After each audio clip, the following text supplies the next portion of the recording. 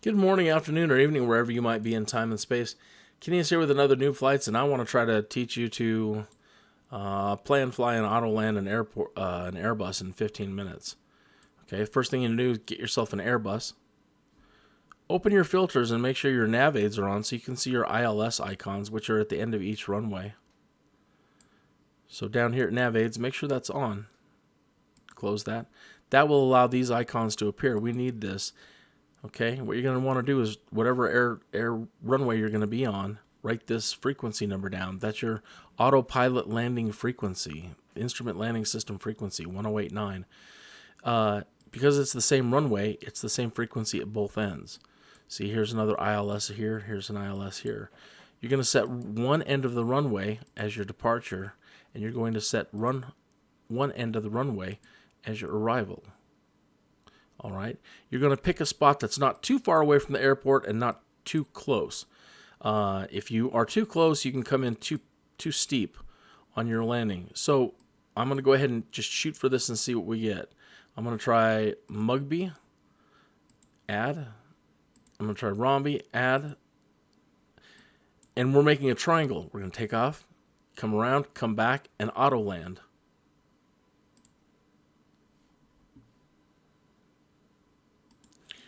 Okay, and we're on the runway, and the longest part of this video, again, is going to be the loading times and the flying times, so we'll try to keep it under 15 minutes. Okay, you should have learned enough from all the other Noob Flight videos to understand enough concepts about what we're looking at here. All right, your autopilot stuff is up here. It just all looks different, but it's the same kind of concept. All right, that auto landing frequency that we wrote down. All right, we need to plug that into the computer down here. Okay, click nav twice so the green arrow lights up. Click on ILS. Let's put in that number, 1089. That's all we have to worry about with this. Once it's done, it's done. It's currently in standby. Switch it to active. Good. So now when we come back for a landing, our autopilot system will engage. Okay, this is a slow flight. We don't need to be going very fast.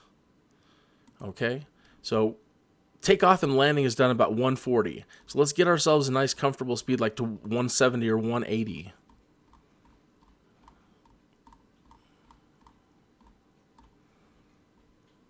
As long as we're above 140, okay?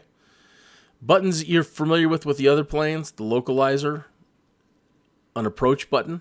Here's our altitude. To make these buttons engage, you see the little down arrow when I hover over? When you click one, it actually sets it. They're kind of in standby until you do it. This runway, when you come back for your auto landing, is at 7,000 feet. And I'll show you that in Sky Vector. You're going to want to know the right height to approach the glide slope. So when you look at Denver and you pull up the Denver map here in Sky Vector, all right, let me close this. And you right click and you hover over Denver, it gives you the ILS frequencies for all the different runways. We're on 8. That number right there in the upper left-hand corner, same number, 1089. That's what we're looking for. But what we're looking for is down here at the bottom corner window, this side profile. So when you're coming in, it wants you at 10,000. Then when you get to this point, it wants you at 7,000 to enter the glide slope.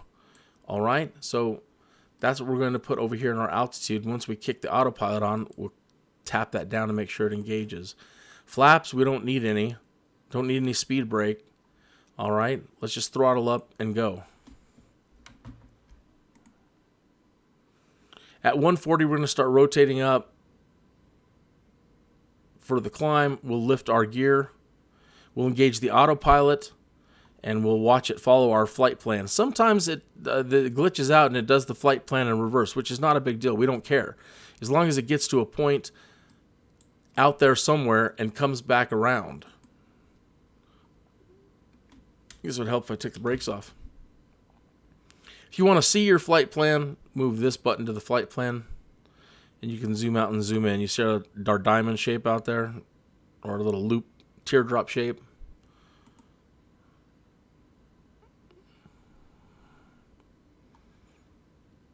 The only thing you have to really worry about on takeoff is watch your throttle in your auto. You can overspeed.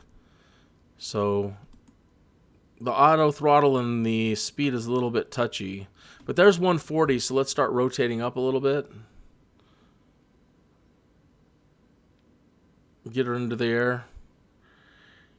And you can already see the red hashtags on the speed indicator. We're entering overspeed area, and this is what you need to worry about. You need to pull your throttle back a little bit. And now let's go ahead and engage the autopilot and see if it takes.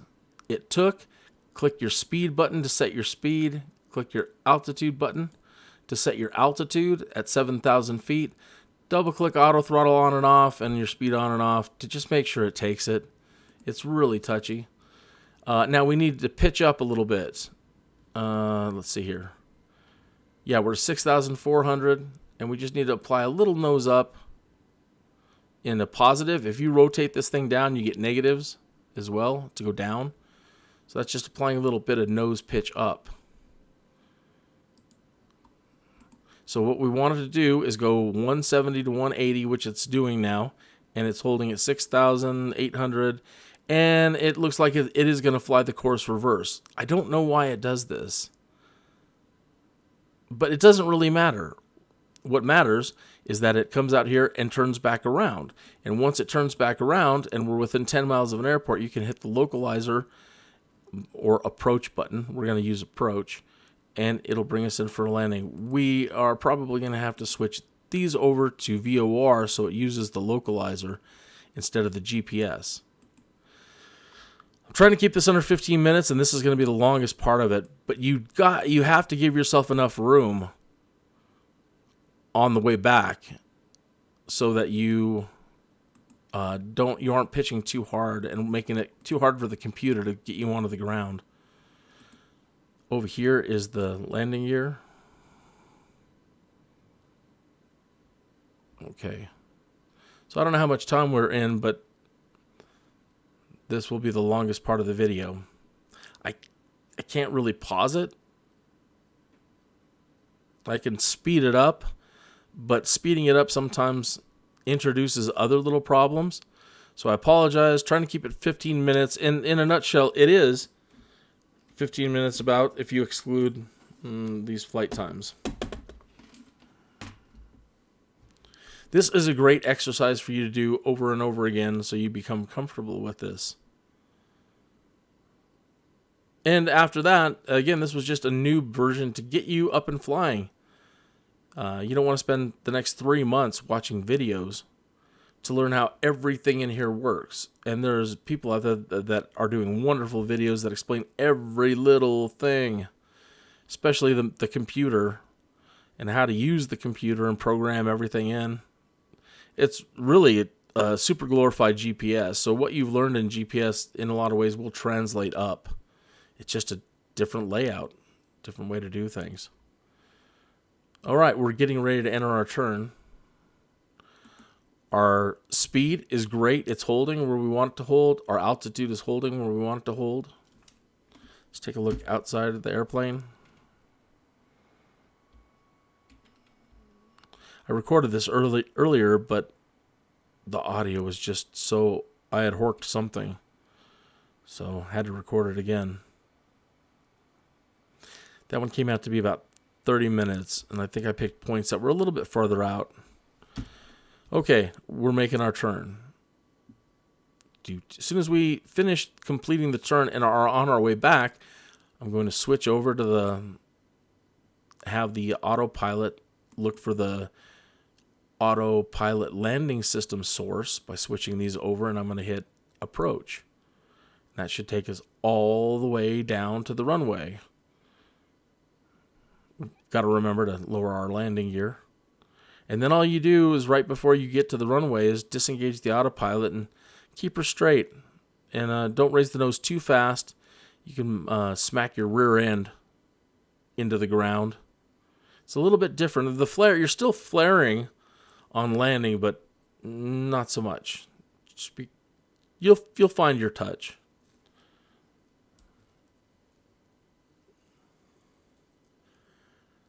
I didn't make the prettiest landing on the last one. It bounced a little bit.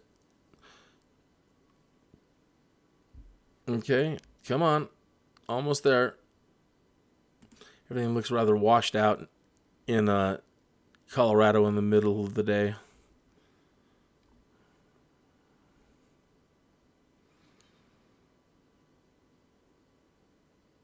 Other things that we've learned about is flaps. We'll do the same thing. We'll apply flaps on the way in.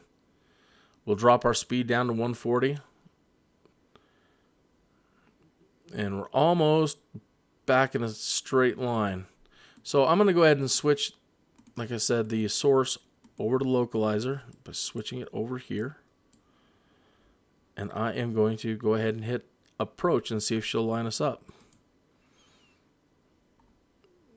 Make sure that is set. Okay, approach is on. Okay, she's twisting and turning. She wants to get on course. I need to lower our speed.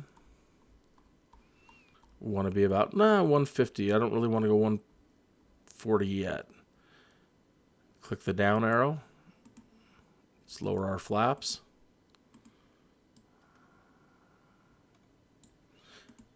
Probably don't need full flaps this far out, but look, we want to keep it simple for right now. You got a lot to think about.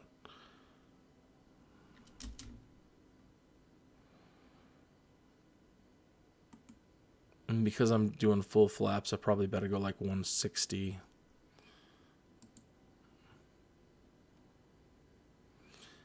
See, overspeed's going to be with the flaps and the gear down at 180. So we're good.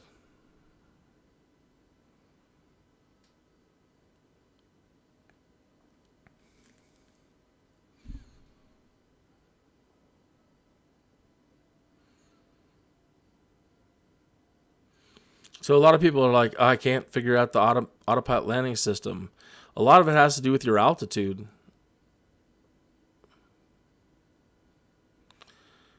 If you're too high, imagine the beams, radar beams shooting out from the runway where our ILS is located.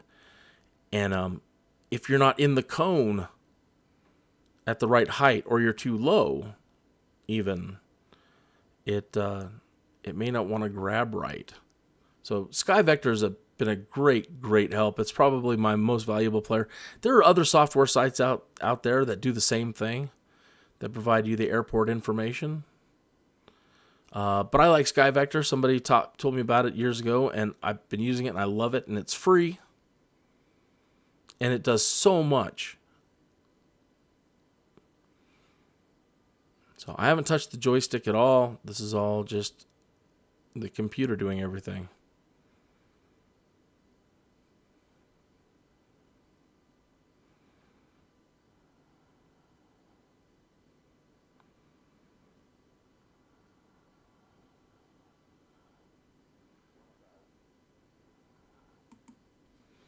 We just got a 1,000 foot audible.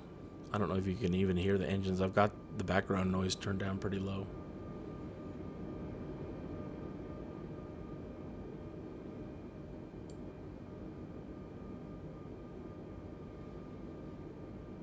The blue gates mean you're right on speed. If they turn red, going a little too fast. Okay, let me slow down here, back to 140.